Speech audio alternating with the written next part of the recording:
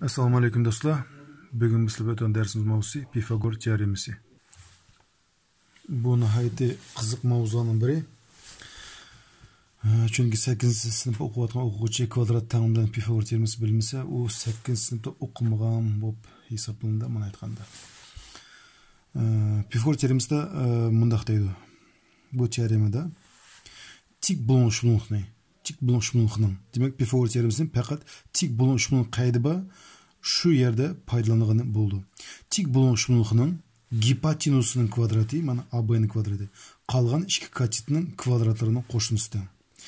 Ba'zi gipotenus kichikroq belgilab qo'yish mumkin. C biz bilishimiz kerak, ko'p joylarda gipotenus C deb belgilaydi, kichikroq bilan qolgan katitlarni A va B. Demak, gipotenus kvadrati qolgan ikki katitning kvadratlarının qo'shindisiga teng. Unda bo'lsa, qiyin bunda hisob chiqarib ko'raylik. Bizde katitlar 3 ve 4 bulsun deyli. Gipotenus tepiş gerek. Biz yeshish Pifagor teoremasi bir dil yazmiz. C kvadratdan A kvadrat qo'shilgan B kvadrat. Gipotenus kvadrati katitlarning kvadratli qo'shindisi teng. C kvadratdan 3 ning kvadrati qo'shilgan 4 ning kvadrati. C kvadratdan 25 ga, bu yerdan C dan qanchaga? 5 ga. Endi demek bize gipotenusumuz qancha chiqdi? 5 chiqdi. Endi yana boshqa hisob chiqarib ko'raylik. Aytaylik. C teng 10 ga, B teng 6 ga. Bizde yo'q A. C degan gipotenusa, B degan katit, A mı katit. Demek belgisi bir katit tepish kerak. Onun için yeshish Pifagor teoremasi yazaylik. C kvadrat teng A kvadrat qo'shilgan B kvadrat. Mush yerdan A kvadrat tepish kerak. Yoki biz buni nima yozasak bo'ladi? A kvadrat qo'shilgan B kvadrat teng C kvadrat deb yoziladi bo'ladi. Mush yerdan A kvadrat tepish uchun C kvadrat minus o'tkazsak B kvadrat bo'ldi. A ni tepish uchun tomir ostiga C kvadrat minus B kvadrat deb olg'il bo'ldi. Shu yerda A teng C kvadrat biz 10 ning kvadrati İlgan 6'nın kvadratı. 10'nın kvadratı 100, 6'nın kvadratı 36, evet 64. 64'tün bizde kaç çıkıyordu? 8. Demek bunun muştak paydalılığını buldu. Etaylık, kelesi misal. Kelesi misal bizde tik dörtbunluk bergen, tik dörtbunluk uzunluğu 12, kenarlığı 5. Diagonalini tepkiranladıydı.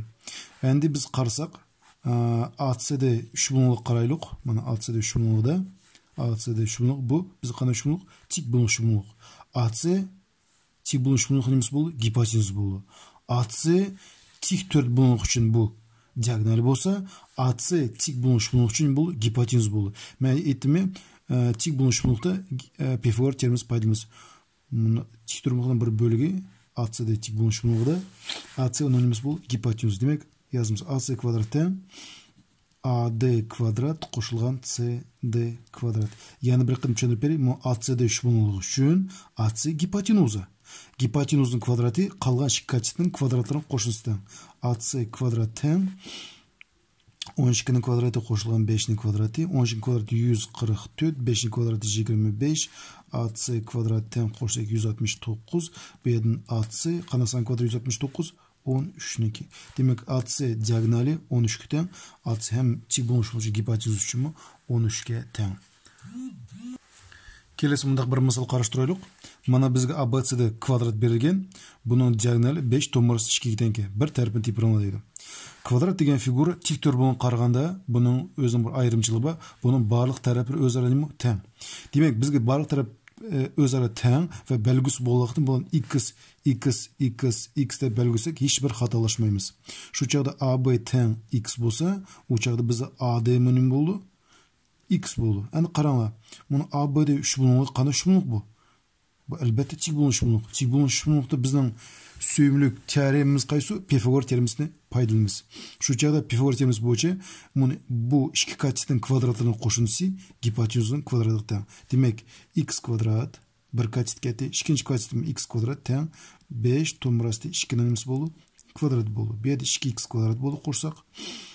Kvadratlaymiz. 5 ning kvadrati 25, ko'paytsak 2 bo'lib, to'g'ri qutuldi. Shu yerda 2 Bu yerda 2 bilan 2 ni qisqartib etkili bo'ldi. 1 x kvadrat teng 25 deb yozilgan bo'ldi. Şurada bu yerdan x teng qanchaga? 5 ga. Demak, kvadratning barliq taraplari 5. Demak, tarafini tep olganlikdan biz buning bo'yicha perimetrni topsak bo'ldi, maydonni topsak bo'ldi. Shundan javob 5 bo'ldi. Kelasi bundaq bir misol. Agar dedi 3 bunluq taraflari 2 3 4 nega kechirsam buni izlab ketdi. 2 3 4 yoki to'g'ri 7 to'g'ri 2 to'g'ri 5 3-chi жағдайda 5 6 to'g'ri 60 bo'lsa, bu bizga tik bunluq 3 bunluq bo'lamdi deydi. Birinchi жағдайda 3 bunluq taraflari 2 3 4. Endi Pifagor teoremasi bo'yicha c kvadrat teng a kvadrat qo'shilgan b kvadrat. Shunday-ku. Gipotenuz kvadrati qolgan ikki katitning kvadrati qo'shilsa. Endi biz bilamiz, tik bunluq 3 bunluqda buni gipotenuza qolgan ikki katitga qaraganda uzunroq. Demak, eng uzuni u gipotenuza. Demak, berilgan tarafning ichida eng uzuni bizda 4. Demak, bunda bezimiz 4 ning kvadrati teng qolgan ikkisi katit bo'ldi. 2 ning kvadrati qo'shilgan 3 ning kvadrati. Kvadrat 16 teng 4 qo'shilgan 9. 16 teng 13. 16 bilan 13 tengmi? Teng emas. Demak, berilgan 2 3 4 bu tik bunun 3 bunun taraflari bo'lalmaydi. Demak, 2 3 4 tik bunun 3 bunun taraflari bo'lalmaydi. Kelesi жағдай to'g'ri 7 to'g'ri 2 to'g'ri 5. Bu yerda yaştaqat c kvadrat teng a kvadrat qo'shilgan b kvadrat. Eng uzuni biz to'g'ri 7. Demak, to'g'ri 7 ning kvadrati teng to'g'ri 2 ning kvadrati qo'shilgan to'g'ri 5 ning kvadrati. Kvadratsa to'g'ri qutuldi 7, bu qutuldi 2, qutuldi 5. 7 teng 7 ga. Demak, to'g'ri 7 to'g'ri 2 to'g'ri 5 tik bunun 3 bunun taraflari bo'laydi. Yoki bo'ldi deb yozsak bo'ladi. Üçüncü bizning жағдайымызda 5 6 to'g'ri 61. Ana qarang, bu yerda to'g'ri 61 dan taxminan 7 butun palonchi degan bir son chiqdi aytadi, durustmi? 7 ning kvadrati 49, 8 64, bu 64 ketmedi, demak 7 butun palonchi. Demak, eng uzun to'g'ri 61 bo'ldi. 61 ning kvadrati teng 5 ning kvadrati qo'shilgan 6 ning kvadrati. To'g'ri 61 kvadratlagan 61 chiqdi, teng bu yerda 25 qo'shilgan 36. 61 teng qo'shilsak 61 bo'ldi. Demak, 3-chi жағдайda 5 6 to'g'ri 61 solri 3 bunluqning yoki tik bunluq 3 bunluqning taraflari bo'lalaydi yoki bo'ladi desak bo'ladi. Kelasi bundaq misol, bizda trapetsiya berilgan, trapetsiyaning 3 tarafi berilibdi, 4-chi tarafini tepirangla deydi. Bu жағдайда qanday qilamiz? Onun uchun men adığı paralel C çiktiga udul keldigan kesin жүргізме. Shundoq. Meni bir Y deb qo'yay. Shu vaqt mening Y serim qancha bo'ldi? 6 bo'ldi. Chunki mening bu o'tirdagi figur qana figuri tiktor bo'ldi-mi? Tiktor bo'lgan qarama-qarshi taraflari o'zaro teng. 7 6. Endi men YB'ni topay. YB kesintisi topay. YB kesintisini tepish uchun yoki BY kesintisini tepish uchun AB kesintisidan AY kesintisini evitme. AB kesintisidan AY kesintisini evitme. Mening bu to'liq uzunligi 24 bo'lgan beshida. Endi AY kesintisi bu DC kesintisiga teng bo'ldi. DC qanchaga teng? 16. Demak, AY mi 16. Yilg'an 16. Teng qancha bo'ldi? 8. Demak, mening bu 3 bunluq uchun bir katiti 6 bo'ldi, ikkinchi katiti qancha bo'ldi? 8 bo'ldi. Bu tik bunluq 3 bunluq, durustmi? Demak, BY yoki YB desak bo'ldi. Qancha? 8 bo'ldi. Tik bunluq 3 bunluqda ikki katiti belgilik bo'lsa, gipotenuz tepish hech qanday qiyin emas. Shunda Pifagor teoremasi bo'yicha BC kvadrat teng qolgan ikki katitni kvadratlab qo'shamiz. BY kvadrat qo'shilgan YC kvadrat yoki bu 8 ning kvadrati qo'shilgan 6 ning kvadrati teng 64 bo'ldi, bu 36 bo'ldi, 100 bo'ldi. Meshadan BC teng qanchaga? Qanday kvadrat 100 teng 12. Kelasi bizning misolimiz, bunda bir kvadrat berilibdi.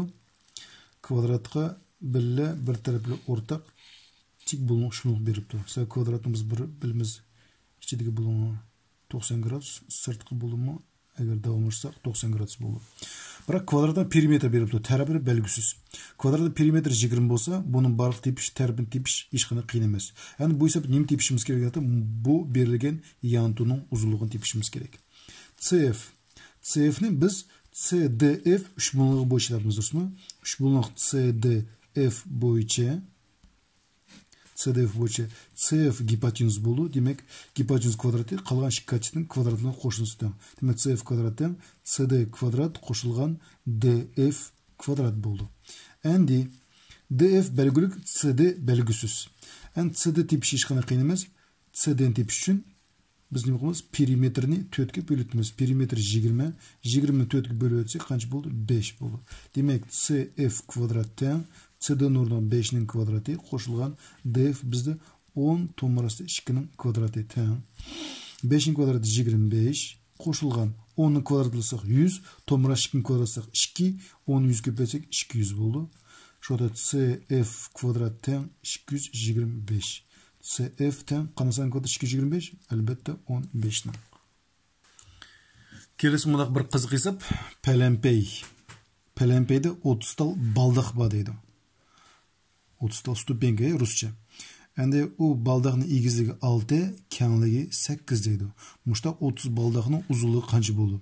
Оның үшін біз бірінші балдақ қараңлар, бірінші балдақны сүретілсек, мана болды. Шында қо?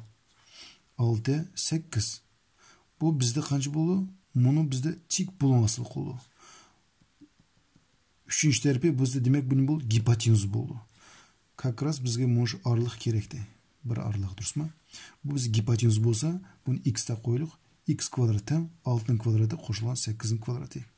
Гипотенуз квадраты қалған шикатinin квадраты қошылды. Немече Пифагор теоремасы пайдаланып, сәуебінде қана шумлық, тик бұлың шумлық. Тәң беді 36 болды, 64 болды, қошсам 100 болды, x-тен 10. Демек, бір балдағының янту бойынша ұзылығы қанша болды? 10. Бұна қаншал балдақ бәке? 30 балдақ бәке. Демек, 30-ны көбейтім 10-ға тәң 100-ге тәң болды ұзылығы. Келесі бізді мұнда қесіп, тәң янлық шумлық берілген, тәң янлық шумлық деп, ішкі тәріпі тәң шумлықны, тәң янлық шумлық деп етеді. Тәң янлық шумлықны игізлігін тепіш керек. Асасы берілді, ян тәріпі беді игізлігін. Игізлігін қан тапмыз. Оның үшін біз ештеміз қойлық. Бір шумлықны қараштырылық. A, B, D шумлығыда, A, B, D шумлығыда, A, D bu 10'ның 25 kitap dұрыс ма? Çünkü çok kısım üçgen igizlik hem bu median bolu hem bisiktres bolu. Median degen qarım qarşı taraf tepeden 2 bolu. Demek AD bizde 5 kitap. AD bizde 5 bolsa bu qaranlar AB'de qanday şumluq? Tik bolu şumluq. AD mende 5 kitap kelip chiqdi. 5 deb 100 qo'yay. Demek tik bolu şumluq gipotenuz belgilik, katet belgilik, ikkinchi katet belgisiz. Demek Pifagor teoremimizni qo'y. AB kvadrati, gipotenuz kvadrati qalan ikki katetning kvadratlarining qo'shindisiga teng. 13ning kvadrati teng 5ning kvadrati qo'shilgan BD kvadrat o'z pichi qolaversin. Men shu yerdan BD kvadrat tepish uchun 13ning kvadratidan 5ning kvadratini yo'qmi? Evitma. 169 50 25 teng bo'ldi 144. BD teng bo'ldi 12 ga. Kelasi bizda bunda hesap Tanyal trapezi berilgan. Tanyal trapezining ABC tanyal trapezining ikki yon tarafi 5, yuqori asosi 8, to'yinki asosi 14. Bizga tepish kerak egizligini, BH deb qo'yay. BH egizligini tepish kerak.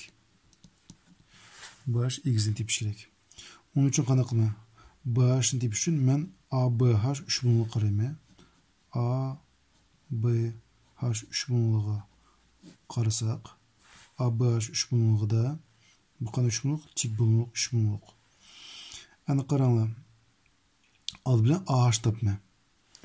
Shuni qo'shilmaydi ikkinchi egizga yurgazsak, AH bilan AH kesinisidan bu yerda chiqqan kesinimiz o'zaro nima bo'ldi? Teng bo'ldi. Bizda yuqori asos 8 bo'lsa, demak bu oraliqmi qancha bo'ldi? Bizda 8 teng. Bizning umumiy oraliq uzunligi 14, 14 ni 8 ilib ikki tarafga tepma-teng bo'litmi. Demek şurada AH teng 14 ilg'an 8 bo'lingan 2. 14 ni 8 alsam 6, 6 bölsem 3. Demek A'ş qancha chiqdi? 3 chiqdi. Bu yoqda kesinda M deb qo'yaylik. M da kesindisi qancha bo'ldi? 3 chiqdi. Mana 3, 8, 3 barliq qo'sam 14 chiqdi. Endi A, B, H 3 bo'lmoqchi. B, H tepish hech qanday qiyin emas. Oldin qilsak o'xshashlar tepetimiz. Şunun bilan hurmatli do'stlar, bugungi bizlar bilan darsimiz oyoqlashdi. Barlig'iga diqqatingizga ko'pdan ko'p rahmat.